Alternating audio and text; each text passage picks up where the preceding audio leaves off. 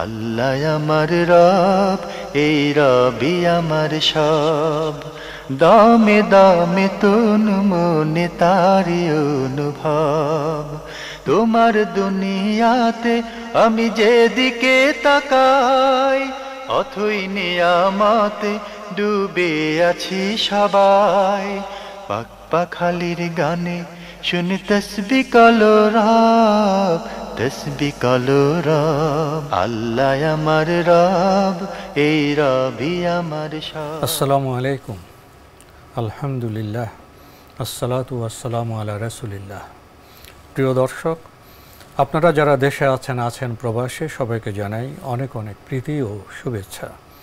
শুরু হলো এনটিভি আয়োজিত এবং লাভ হলো নিবেদিত অনুষ্ঠান আপনার জিজ্ঞাসা।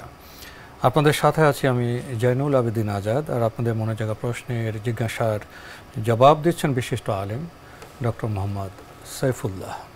আসসালামু আলাইকুম ওয়া রাহমাতুল্লাহি ওয়া বারাকাতুহু।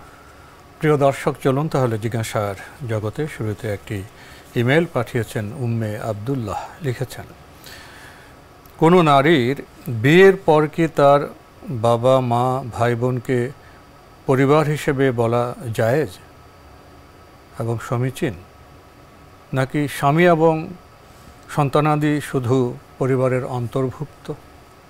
ধন্যবাদ, খুবই গুরুত্বপূর্ণ প্রশ্ন করেছেন। পরিবার আসলে বিভিন্ন অর্থে ব্যবহৃত হয়ে থাকে। পরিবার একটি অর্থ নয়। মানে যদি আপনার পরিবার হিসেবে আপনি কাউন্ট করেন, তাহলে আপনার সন্তান আদি, আপনার মানে স্বামী, আপনি, এটা হচ্ছে আপনার পরিবার। আর পরিবারের একটা ওয়াইড একটা সেন্স বা একটা মিনিং, একক পরিবার, যৌথ পরিবার, নানা রকম। সেটা হচ্ছে যারা আপনার উসুল, ফুরু, হাওয়াশি, এরা হচ্ছে পরিবার। উসুল কি জিনিস? উসুল হচ্ছে যারা মানে বা পিতা মাতা, দাদা দাদি, নানা নানি, কারণ এগুলো থেকে তো আমরা আসছি, উৎস এগুলো থেকে আমাদের আসা। এরা পরিবারের ইনক্লুডেড। পরিবার থেকে এদেরকে ধাক্কা দিয়ে বের করার কোনো জায়গা নেই, কারণ এদের মাধ্যম ছাড়া এখানে আসার কোনো সুযোগ ছিল না। না, অস্তিত্বের সাথে জড়িত। উৎস ওখান থেকে এরা অস্তিত্বের সাথে জড়িত, সুতরাং এদেরকে পরিবার থেকে আলাদা করার সুযোগ নেই। এটাকে বলে উসুল। ফুরু হচ্ছে যেগুলো মানে আপনার এবং আপনার সাথে সম্পৃক্ত যারা মানে সন্তান সন্ততি, নাতি নাতনি, যারা মানে আপনার থেকে এসেছে, এরা হচ্ছে ফুরু। যারা এখান থেকে কি হয়েছে, আবার নতুন করে শাখা প্রশাখা, নতুন করে যারা জন্মগ্রহণ করেছে, এরা হচ্ছে মানে পরিবার বৃক্ষের শাখা প্রশাখা, পরবর্তী প্রজন্ম। এটা হলো উসুল, ফুরু, বুঝাতে পারলাম। হাওয়াশি হচ্ছে ভাই বোন। ভাই বোনটা হচ্ছে হাওয়াশি। হাওয়াশি হচ্ছে আশেপাশে যারা থাকবে। আশেপাশে মানে যখন আপনি নিজের দিকে তাকাবেন, আপনি কোথায় আসছেন, তখন পাশে আপনার ভাই অথবা বোন। সুতরাং এই ভাই বোন, চাচা চাচি, এরা হচ্ছে হাওয়াশি।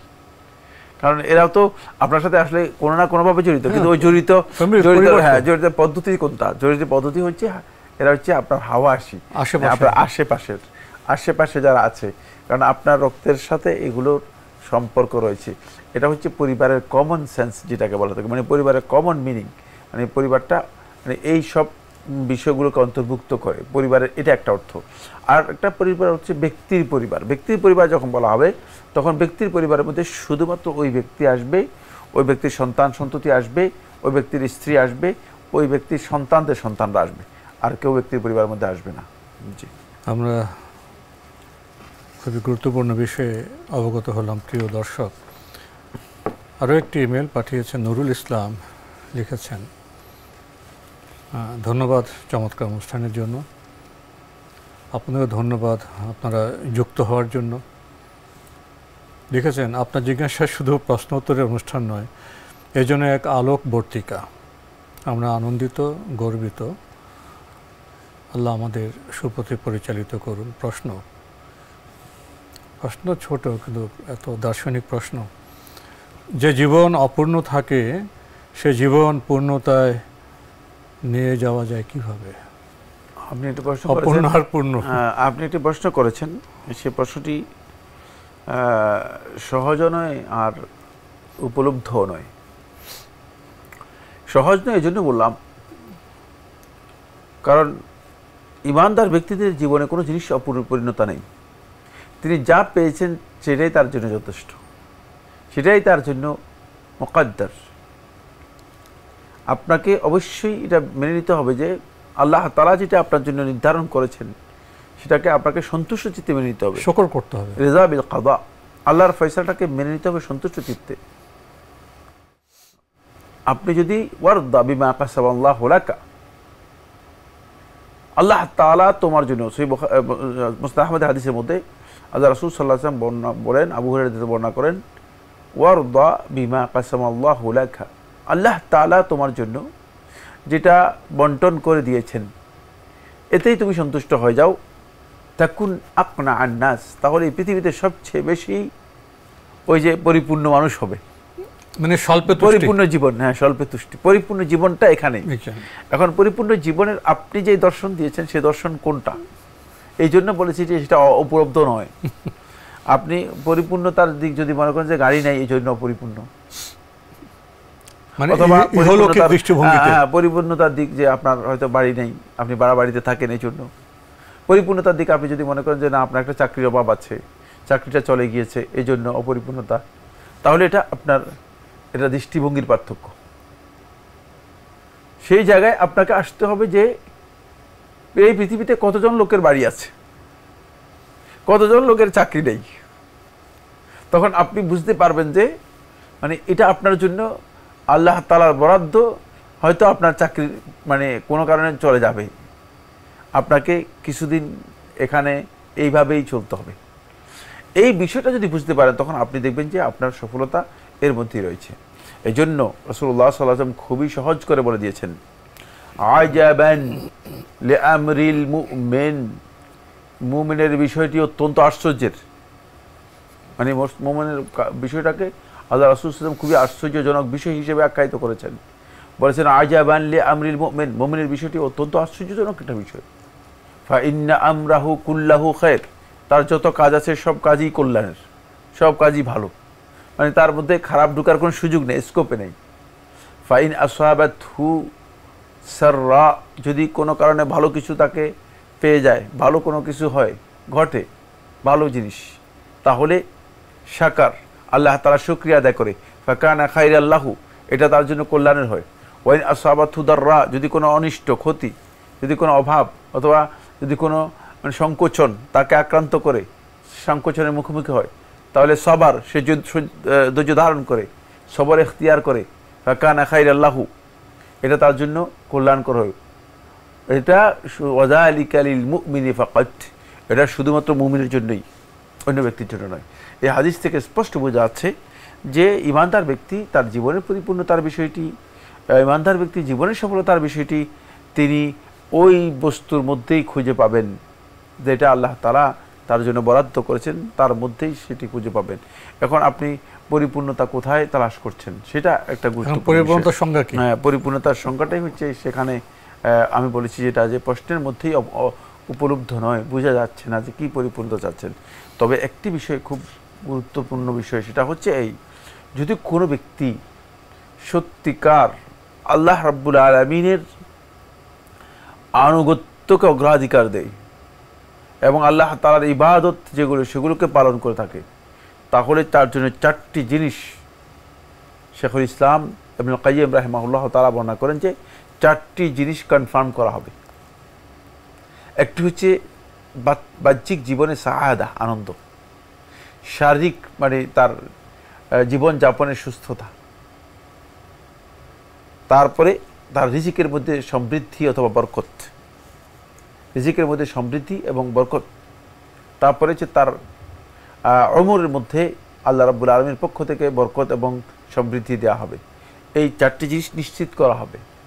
এই নিশ্চিত করার পদ্ধতি আমাদের ধারণা অনুযায়ী হবে না, এটা আল্লাহ সুবহানাহু ওয়া তাআলা নিশ্চিত করবেন। কিভাবে করবেন? হয়তো সেখানে কিছু মাঝে মধ্যে পরীক্ষাও থাকবে, কারণ জায়গায় জায়গায় একটু পরীক্ষা থাকবে না। আর এই পৃথিবীতে একটি রাস্তাও নেই, এই পৃথিবীতে একটি রাস্তাও নেই যেখানে বাঁক নেই। কারণ কি? কারণ কি? রাস্তাগুলো সোজা করতে পারে নাই, বাকি তো পরীক্ষা, ওই বাঁকেই যেতে হবে। সুতরাং ওই বাঁক, অতিক্রম করে করেই, ওই যে কার্ভ রয়েছে, কার্ভ অতিক্রম করে করেই আপনাকে কি করতে হবে, গন্তব্যে পৌঁছতে হবে। খুবই গুরুত্বপূর্ণ বিষয়ে আমরা জানলাম প্রিয় দর্শক। আবারও আপনি লিখেছেন এরকম, জীবন তো একটাই, তবুও কেন এত ভাগ, এত বিপত্তি? হ্যাঁ, সেটাই তো, বিপত্তি কেন? এই কারণেই, দুটি কারণ। এক নম্বর হচ্ছে ওয়ালানাবলুওয়ান্নাকুম বিশাইইম মিনাল খাউফি ওয়াল জু'i ওয়া নাকসিম মিনাল আমওয়ালি ওয়াল আনফুসি ওয়াস সামারাত ওয়া বাশশিরিস সাবিরিন। সুসংবাদের জন্য কিছু পরীক্ষা, অবশ্যই আপনি একটা সুসংবাদ নিতে চান না, সুসংবাদ আপনাকে পেতে হবে না, তো সুসংবাদ কি এমনিতেই পেয়ে যাবেন? দুনিয়ার কোনো মানুষ কি এভাবে সুসংবাদ পেয়েছে? পরীক্ষার রেজাল্ট কি পরীক্ষা ছাড়া হয়েছে? পৃথিবীর কোথাও কি এই সিস্টেম আছে? নাই। সুতরাং এই কথাটা খুবই কমন সেন্স দিয়ে বোঝার বিষয়। অবশ্যই আপনি পরীক্ষার ভালো রেজাল্ট যদি করতে চান, তাহলে পরীক্ষায় আপনাকে উত্তীর্ণ হতে হবে, পরীক্ষায় আপনি ময়দানে নামতে হবে, ময়দানে গিয়ে আপনি পরীক্ষা দিয়ে তারপরে সেখান থেকে পাশ করে আসতে হবে। খেলোয়াড় যিনি খেলবেন তিনি মাঠে না নেবে, তিনি জয় কীভাবে চিনিয়ে আনবেন? জয়ের প্রশ্নই আসে না, জয় নিতেই হবে। এরপরে আল্লাহ সুবহানাহু ওয়া তাআলা অন্য আয়াতের মধ্যে মা আসাবাকুম মিন মুসিবাতিন ফাবিমা কাসাবাত আইদিকুম, যা বালা মুসিবত দেখতেছো, কিছু কিছু বিষয় আছে সেগুলো তো আমি তোমাদেরকে এমনিতেই একটু যাচাই বাছাই করছি, আবার কিছু বিষয় আছে তুমি নিজেও এগুলো নিজের হাত দিয়ে কি করেছো, টেনে আনছো, নিজের অর্জন করেছো। সুতরাং এখানে দুইটা জিনিস একেবারে স্পষ্ট।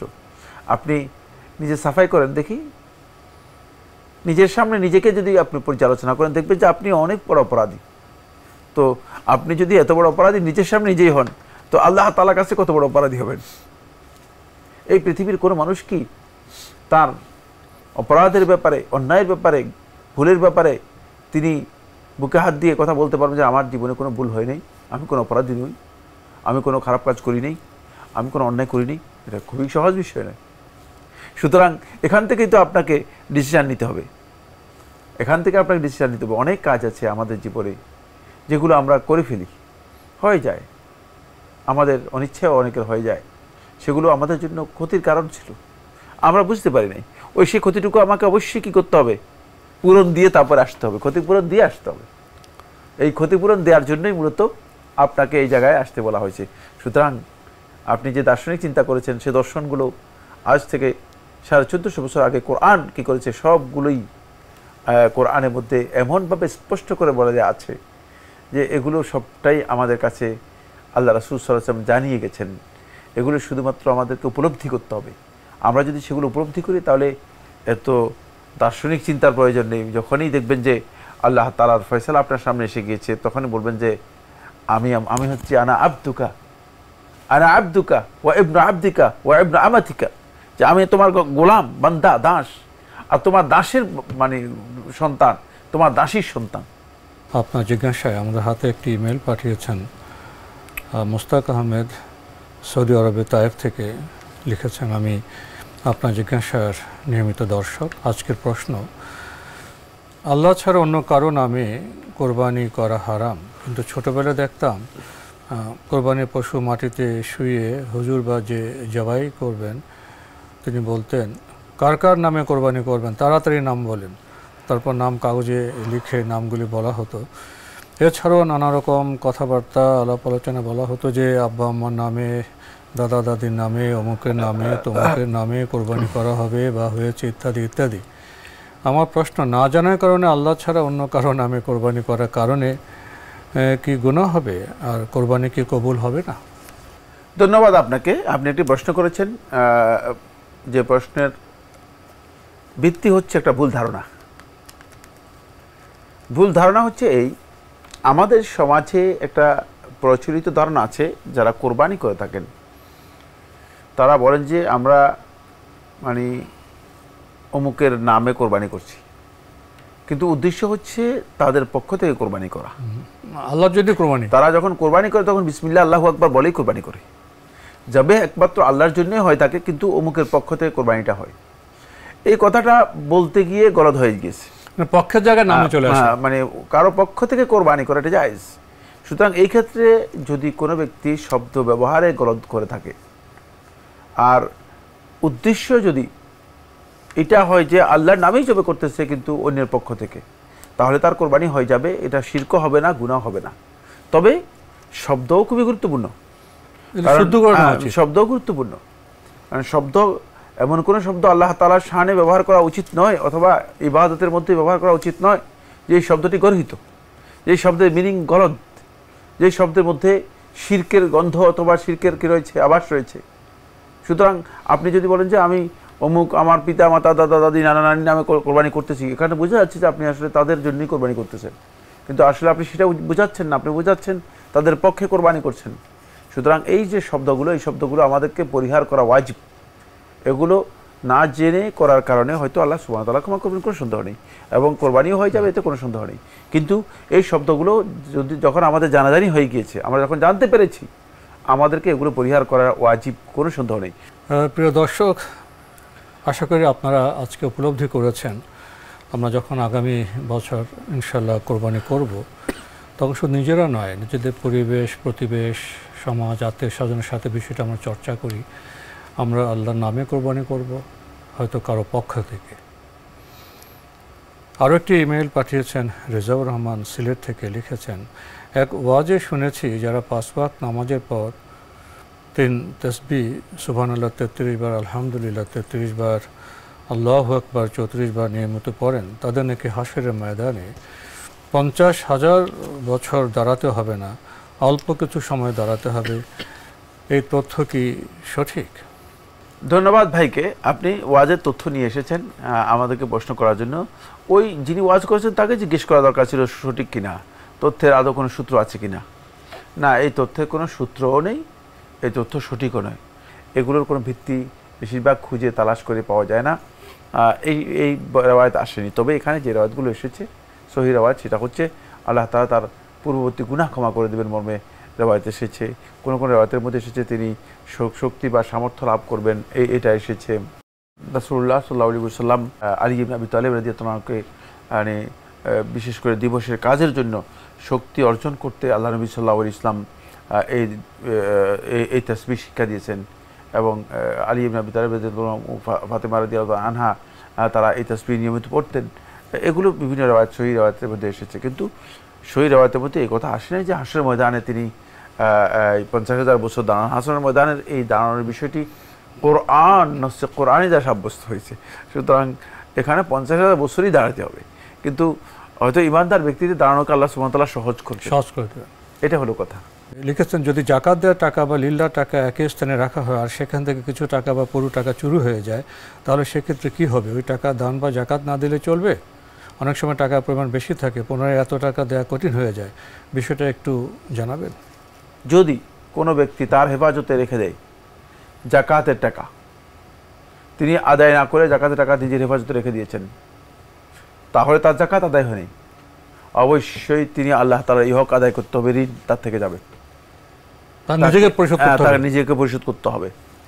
আর লিল্লাহ বলতে কি বুঝিয়েছেন সেটা স্পষ্ট হয় নাই। লিল্লাহ যদি এমন হয় যে মান্নতের টাকা, যদি মান্নতের টাকা যদি আপনি কোনো কারণে আপনার কাছে রেখে দেন, তাহলে মান্নত আদায় হবে না, তাহলে ওই মান্নত আপনাকে কি করতে হবে? আবার পুনরায় আদায় করতে হবে। কিন্তু আপনার প্রশ্ন অস্পষ্ট, প্রশ্নের অনেক লম্বা বক্তব্য রয়েছে, আমরা সেই বক্তব্যটুকু দিতে পারলাম না, যেহেতু প্রশ্নটা স্পষ্ট করতে পারেন নাই। বাকি জাকাত যদি আপনি পরিশোধ না করে জাকাতটা যদি নিজের কাছে রেখে দেন, আলাদা করে রাখলেও যদি জাকাত নিজের কাছে রেখে দেন, এরপরে যদি জাকাতের টাকা চুরি হয়ে যায়, তাহলে সেই জাকাতের টাকা আপনাকে পরিশোধ করে দিতে হবে, যেহেতু আল্লাহ রাব্বুল আলামিনের ঋণ আপনি পরিশোধ করেননি। আপনি জাকাতের যে হকটুকু রয়েছে সেই হকটুকু হকদারের কাছে পৌঁছায় দেন নাই। ইন্নাল্লাহা ইয়া'মুরুকুম আন তু'আদ্দুল আমানাতি ইলা আহলিহা, আল্লাহ তাআলা নির্দেশ দিচ্ছেন আমানতগুলো তাদের কাছে পৌঁছে দেওয়ার জন্য। আপনি জাকাতের টাকা তাদের জাকাতের হকদার যারা আছে তাদের কাছে পৌঁছে দিবেন, পৌঁছে না দিয়ে আপনি কি করেছেন? নিজের কাছে রেখে দিয়েছেন। নিজের কাছে রেখে দিলে তাহলে অবশ্যই আপনাকে এটা আদায় করতে হবে। জাকাত বা লিল্লার টাকা দায়িত্ব দেওয়া হয়েছে, আপনি পরিশোধ করবেন, কিন্তু হঠাৎ চুরি হয়ে গেল, এই অবস্থা কি করবেন? অবশ্যই তিনি সেটা আদায় করে দিতে হবে। প্রশ্ন করেছে যদি তার সেই সামর্থ্য না থাকে, আবার পুনরায় আদায় করার সামর্থ্য না থাকলে তিনি আল্লাহ তার কাছে ক্ষমা চাইবেন, যদি আল্লাহ সুবহানাহু ওয়া তাআলা ক্ষমা করে দেন। কারণ সামর্থ্য না থাকার বিষয়টা এখানে এই মাসালার সাথে যায় না। তিনি উচিত নয় কোনো ব্যক্তির পক্ষে সামর্থ্য না থাকলে এই ধরনের দায়িত্ব গ্রহণ করা, কারণ সামর্থ্য নাই এই ব্যক্তির জন্য পরীক্ষা নিজের উপর টেনে আনার কোনো দরকার নেই। অভাবী ব্যক্তিকে কোনো প্রতিষ্ঠানের ক্যাশিয়ার বানানো জায়েজ নেই। কারণ হচ্ছে অভাবের কারণে সে ব্যক্তি ক্যাশিয়ার হতে পারবে না, সে তো টাকা রাখতে পারবে না, সে নিজের অভাবেই টাকা খরচ করে ফেলবে। এগুলো আমাদের জানতে হবে, মানে কোন জায়গায় সামর্থ্য নাই যে ব্যক্তি, সে ব্যক্তি অন্যের জাকাতের টাকা গ্রহণ করবে না আমানত হিসেবে। তো আজকে আমাদের এখানেই শেষ করতে হচ্ছে। আপনাকে অনেক ধন্যবাদ। আপনাকে অনেক ধন্যবাদ। প্রিয় দর্শক, আমরা দেখছিলাম এনটিভি আয়োজিত এবং লাভ ভ্যালু নিবেদিত অনুষ্ঠান আপনার জিজ্ঞাসা। আমাদের অনুষ্ঠান আপনারা এনটিভি অনলাইনেও দেখতে পারবেন। ভিজিট করুন www.ntvbd.com। এছাড়া ইউটিউবে এবং আমাদের ভেরিফাইড ফেসবুক পেজে অনুষ্ঠান দেখতে পারবেন। শেষে প্রশ্নটি বহুমাত্রিক, বহু বিষয় আছে, সংক্ষেপে জবাব দিয়েছেন। আমরা জানলাম যার সামর্থ্য নেই, যে দরিদ্র, সে অন্যের আমানত রাখাটা এটা তো অনেক সময় কঠিন হয়ে যেতে পারে। এসব ক্ষেত্রেও খুব সাবধানতা অবলম্বন প্রয়োজন। আমাদের চিঠি লিখুন, প্রশ্ন পাঠান আমাদের ঠিকানায়। পরিচালক আপনার জিজ্ঞাসা, এনটিভি, বিএসসিসি ভবন, ৭ম তলা, ১০২ কাজী নজরুল ইসলাম অ্যাভিনিউ, কারওয়ান বাজার, ঢাকা ১২১৫। ইমেল অ্যাড্রেস আপনার জিজ্ঞাসা @ntvbd.com। মহান আল্লাহ আমাদের সবাইকে নিরাপদে রাখুন, রাখুন শান্তিতে। আসসালামু আলাইকুম। আল্লাহ আমার রব, এই রবি আমার সব, দামে দামে তুন মনে তারি অনুভব। তোমার দুনিয়াতে আমি যেদিকে তাকাই, অথই নিয়ামতে ডুবে আছি সবাই। পাক পাখালির গানে শুনি তসবি কালো রব, তসবি কালো রব। আল্লাহ আমার রব, এই রবি আমার সব।